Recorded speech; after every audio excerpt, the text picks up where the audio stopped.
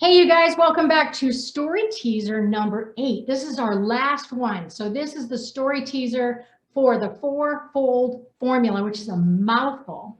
F to the third power, girls.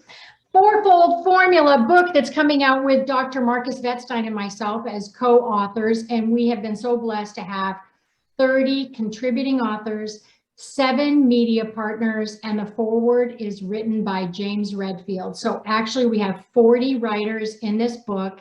It is hopefully going to come out the end of next month, but we're just saying summer because it's safe that way. And the book is amazing. There's some educational content in there. The stories are true. They are personal. They are heartfelt. They are about the heart, the spirit, the mind, and the body. And the ladies we have today, Sharon and Jessica, have written their stories. And we're going to just share a little bit, up to like 250 words. We're going to tease you. And let me just tell you a little bit about the future. So we've got book 2 that's getting ready to come out, and it's going to be called Win the Wellness War. We're planning all of that, so stay tuned for that. And here we go. So tease away, girls. Are you ready? Would you like me to go first? We're ready. You better go first. Let's go first. Let Big Mouth, let the Big Mouth go first. Okay, here we go. Here's part of my story, you guys. If we are lucky, the ever-winding road of life is a long one, allowing us to put our lessons to work. I am imperfectly perfect and perfectly imperfect. I find myself in others and others in myself. I see the connections of our stories. I take mental health very seriously, and admittedly, I can be spun a bit by stories of people who hurt themselves. There are many around me who have done so, and the celebrities such as Robin Williams, Kate Spade, and Anthony Bourdain have stirred many emotions within me.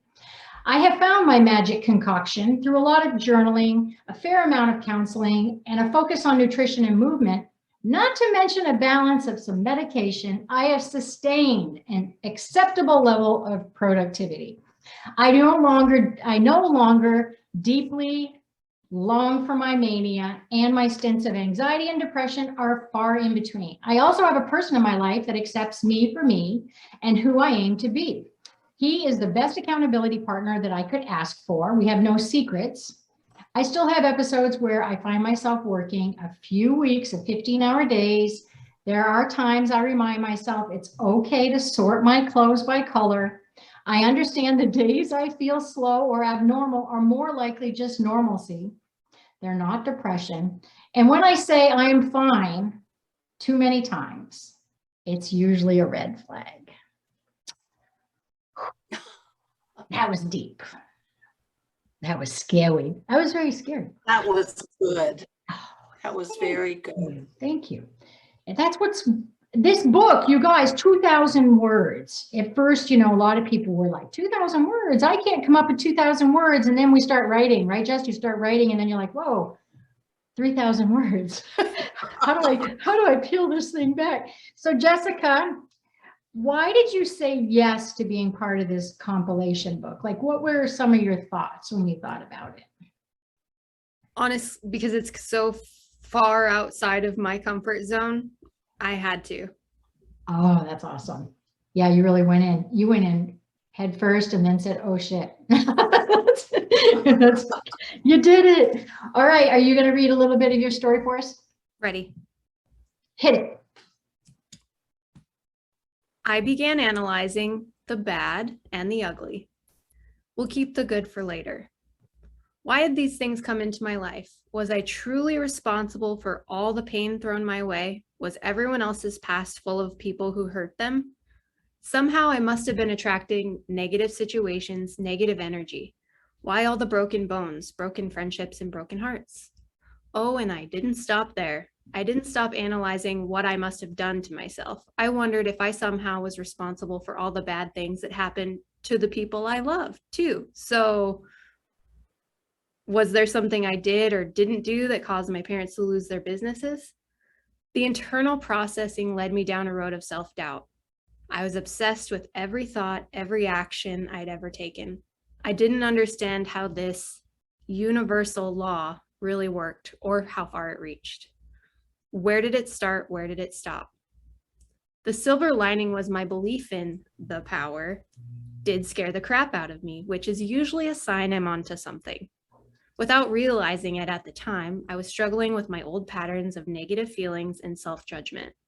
My default was to assume then when things go awry, I must be somehow at fault. So it was rather natural for me to consider my attraction skills were a bit off. That's it. We'll do a little teaser that the title of your story is what, Jessica?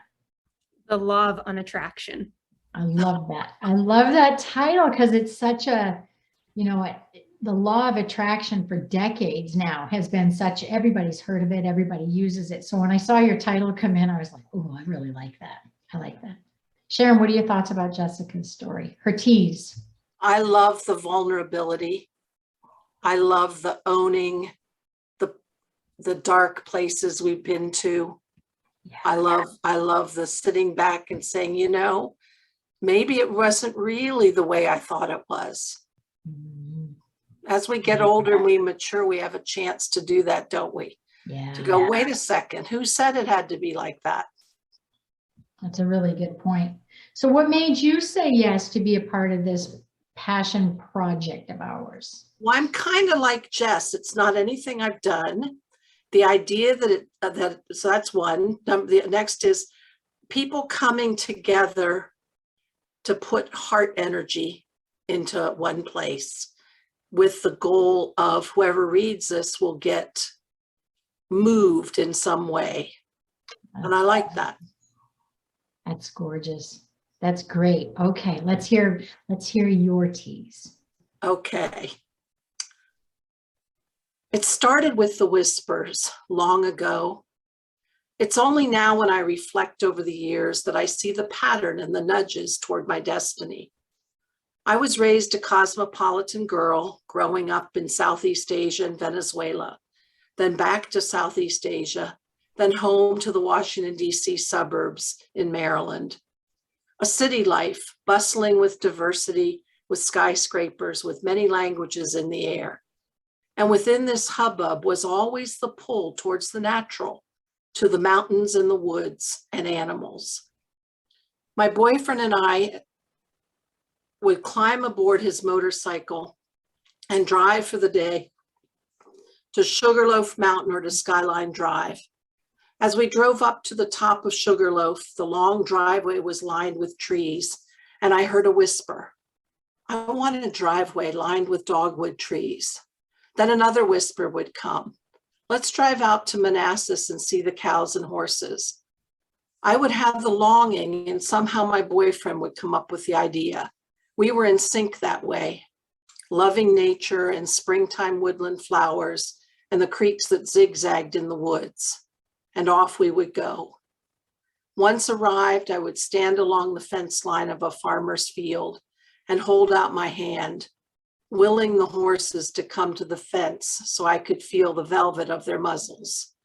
Heaven is in this place, an aphorism etched deep in my psyche. These were the moments that fed my soul. I find myself mesmerized. She's an eloquent writer, don't you think, Jessica?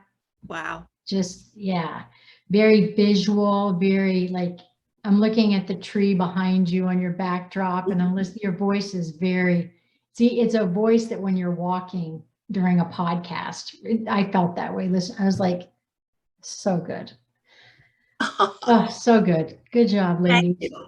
Well, is there anything, as we tie this up, is there any nervousness that you have? We're about ready to hit the road running, right? We've been doing a lot of marketing and your faces have been out there and you both aren't extremely extroverted. So are you, at least we're all holding each other closely and we're in it together. And are you excited about the book coming out? And are you nervous, Jess? Or are you doing, Sharon, you can go first. Go ahead. I am a little nervous, and it's, you know, it's that old thing, nervous of success, because Yeah. I feel success coming and I'm sort of like, whoa, do I fit in this energy current? You do. You know, No imposter syndrome allowed, friend. I got you. Uh, Are you ready, Jess? I'm excited, and I was nervous to do this. Yeah. But I'm excited about the book because I feel like there's a community of people and we're all in this for the same reasons and together and the same levels of sharing and vulnerability to help other people. yep. We're all different, but yet so much alike. And this experience with you guys has been life-changing, life-changing.